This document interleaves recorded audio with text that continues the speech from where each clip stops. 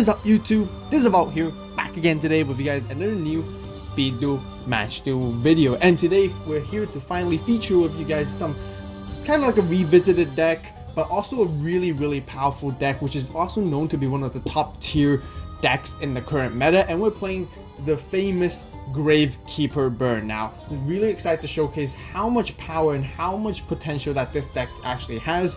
And today we're actually facing against a long time no see that does come out every now and then on the channel, a dinosaur deck, I guess a double evolution pill deck, that a very creative kind of recipe that our opponent created themselves. But anyways, right here with the Gravekeeper Burn deck is, of course, with our skill, we're playing Twisted Personality. Yami Marik, extremely powerful. It stacks up the counters very well along with all of the burn cards that we play. Now, we do play kind of like a dark type of base deck, so we do have Newdoria, which is great for popping monsters, but overall it's mainly a Gravekeeper deck, basically mixed in with a lot of the new cards that came in for Twisted Nightmares. Anyways, let's go right into it. We did lose the stone paper scissors. We did win the stone paper scissors, so we are making our opponent go first. Going second is still mostly preferable, although this deck is absolutely great going first as well, because we play a lot of back row cards and we're really safe nonetheless. So they bring out the Kabazals, great attacking power, still a very strong monster to face against, and the pass goes right into our turn. We're gonna set our recruiter standard procedures for Gravekeepers, because we want to potentially search into our Oracle, really powerful ace card as well. And they play their Blade Knight, which is really interesting. I think we have seen this in the channel, and we have versus one of these decks once before, which is a very creative strategy, I think, combining like warriors with dinosaurs together, enabling you to have high attack and then being able to potentially bring out a really strong dinosaur monster is really cool as well. Anyways, they have the pressure on the map already on the field, with two high attack monsters swinging into our Gravekeeper's recruiter right here, but we want to lock out their Blade Knight. Since it has 2000 attack, it makes total sense, alright, and using our Nightmare Wheel, but they do play Dust Tornado, definitely a standard staple card that you must play in this current meta. Removing them is extremely essential, so they do go swing into our recruiter, but we're allowed to search right here. Now, the situation doesn't look the greatest for us. They do swing in with Kabazals here as well. We're gonna stop that. We don't want to take that damage. It's a lot of damage, so we're gonna use Nightmare Wheel on that one instead. We should have, actually thinking about it, we should have chained the Nightmare Wheel to the Dust Tornado to stop the Blade Knight instead, but with all goes, it's still okay. So right here we got Allure of Darkness. We do play Gravekeeper's Cannon Holder. This card wasn't as great as before in Gravekeeper's deck, but now because burn decks are so good and you stack up with Twisted Personality, 700 damage to your opponent is actually very significant, very significant. But anyways, usually it's not the best card to have anyway, so we do have Allure. It's a great target for Allure to banish, because we do play Gravekeeper's Curse, which is more preferably to be played for the most of the time. So we do banish our Cannon Holder. Just so you guys know, we do play this as sort of like a tech card for the Gravekeeper archetype, but now Allure of Darkness is working so well with this deck. Really gives it the consistency it needs, because everything we play is essentially dark monsters, and so basically any target gives us that nice draw power, which is really good. So we got our Rite of Spirit. We're gonna set that as well. We're gonna set a Newdoria, bait for them for the attacks, and then see how it goes later on as well. We're pretty much in a good controlled situation with Nightmare Wheel. They bring out another couple of Zals, which is totally fine for us, and you do swing into the face down monster. They probably suspect it's another recruiter or whatever it is, potentially a Blast Sphere, which was a thing in the previous metas, but surprise them. We got Newdoria right here, and we get to pop a monster on the field, which is really powerful, because we don't have to essentially pop the monster that destroyed it, unlike Yomi Ship. Newdoria gets to choose any monster, so we're going to choose the Blade Knight, of course, which works out very well for us. They can't swing in for any more damage because they're locked in, and then now it goes back to our turn. Now, once again, Nightmare Wheel rolls in, they take another 500, and then we get another counter already onto our Twisted Personality. So right here, we're going to play our Gravekeeper's Curse. So we want to stack up to 3 counters. We want to burn them for extra damage, and then we can even pop their other Kabazals, and then basically sort of not stall, I guess, but sort of control the board and put pressure on their life points. And although we're burning them very little by little, but because of Twisted Personality, because of all the the damage inflicting damage cards that we play in this deck, it actually shaves off the opponent's life points very, very quickly, even before you know it. It doesn't feel long. It's not like those stall decks that you guys had experienced in the previous metas, and it was a huge problem. But burn decks is definitely very dominant right now, but it does end games fast. Really surprising right here, they play double evolution pill, which is actually a perfect skill for us as well, because we once again get to stack our counters with Twisted Personality. But it's a really cool concept overall. I really like it. They banished the two monsters, the Blade Knight and Cabal Solves, allowing them to bring out a dinosaur monster of their choice. And interestingly, they do play Black Tyranno. Now, I did mention that this card isn't as great as it really seems. I think I personally feel like Super Ancient Dino Beast was much better, but I guess the opponent was trying to go for, I'm not sure, maybe a potentially direct swing. But we play so much back row that Black Tyranno will never ever get its effect, at least not in this meta. This card is just not good in my opinion, honestly. But anyways, we want to try to swing into our curse right here. We'll let them do that.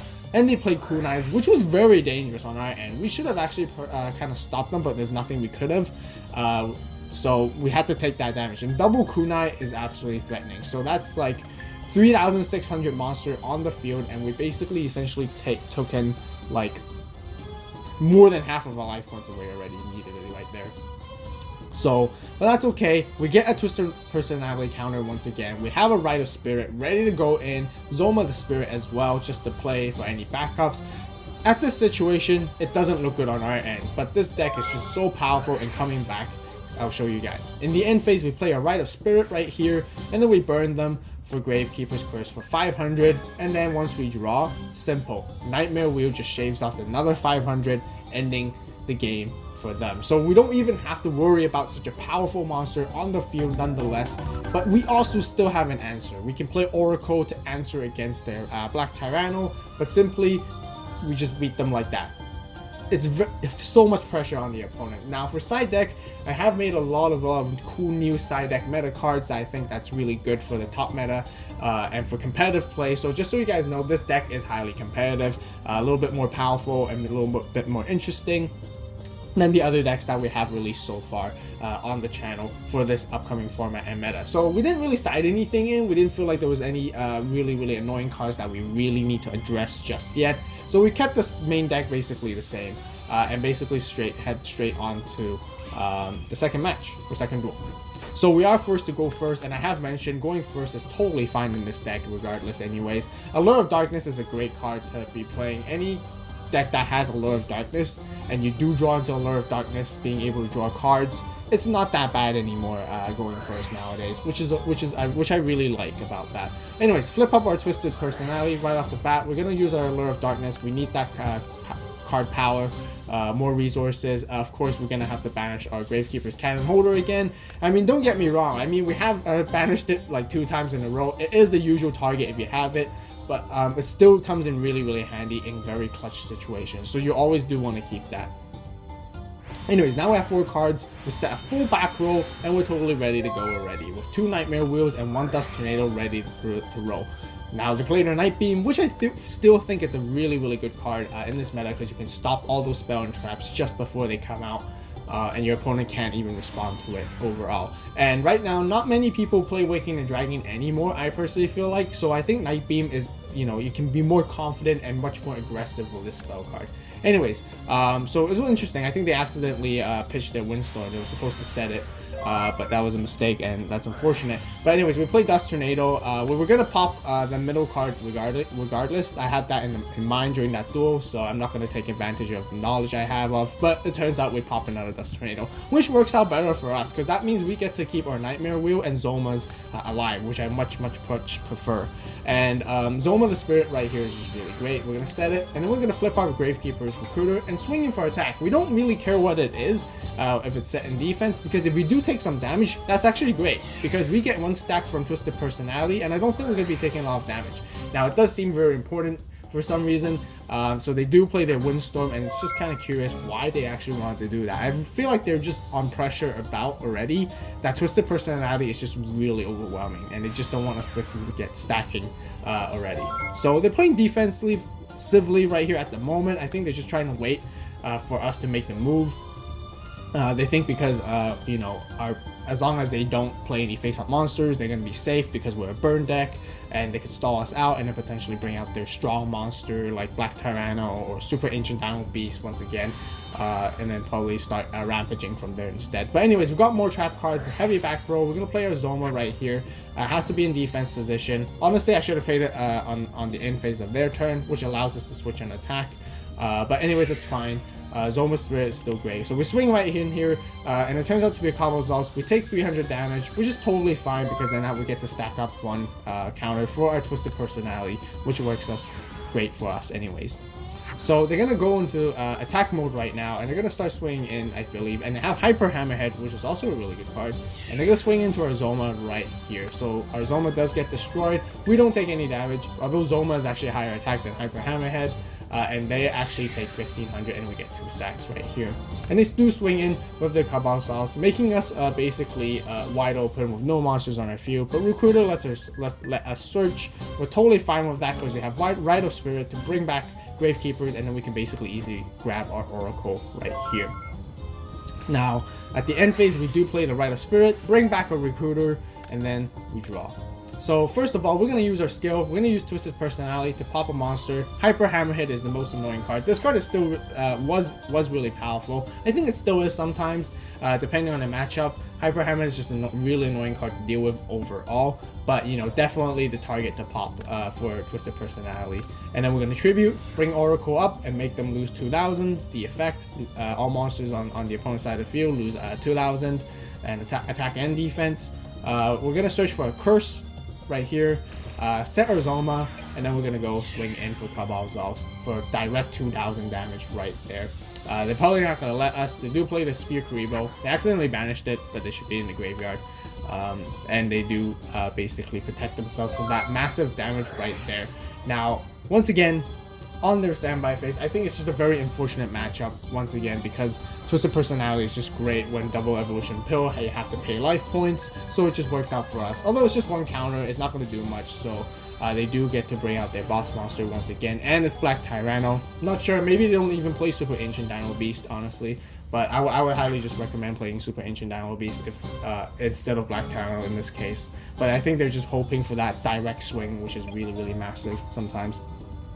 But anyways, they do swing in right here. They just put a counter to indicate that the Cabal Zaus has 0 attack and 0 defense. We're gonna Nightmare Wheel that guy. We're gonna protect our Oracle, and basically we're gonna win simply in a very, very similar fashion once again in our next turn right here. So draw on the Tar card, and then Nightmare Wheel is gonna burn them for 500, and then easily we can just play out Gravekeeper's Curse. Easy game.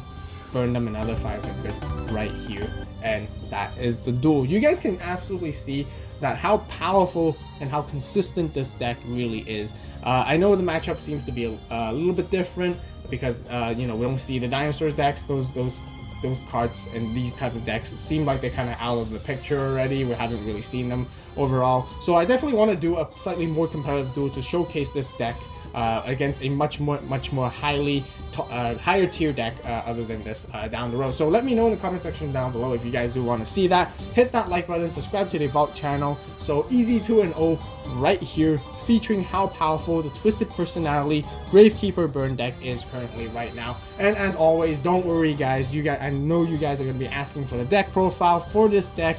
Nonetheless, so don't worry, it will be released a few days shortly after this video. All you have to do is you know, just give me some support, hit that like button once again, subscribe to the Vault channel, refer to a friend or family member who enjoys Speed Duels and Yu-Gi-Oh just as much as you do, and I really appreciate the support. And once again, the deck profile will be featured out a few days later, so be sure to stay tuned for that. Click that notification bell so you guys don't miss out. Thank you guys so much for watching. Let me know in the comment section down below what you guys think about this deck, how powerful it is. With my speculation, this deck is just really good. There's actually a lot more cool top tier competitive decks that we get to go through, and I really want to feature them and showcase you guys my personal builds with those ones as well. I'll be participating in tournaments coming up as well, so be sure to stay tuned for that. So anyways, once again, thank you guys so much for watching. You guys have a great day, great night, wherever you are. We'll see you in the next video. Stay tuned for the deck profile, and this is Vault signing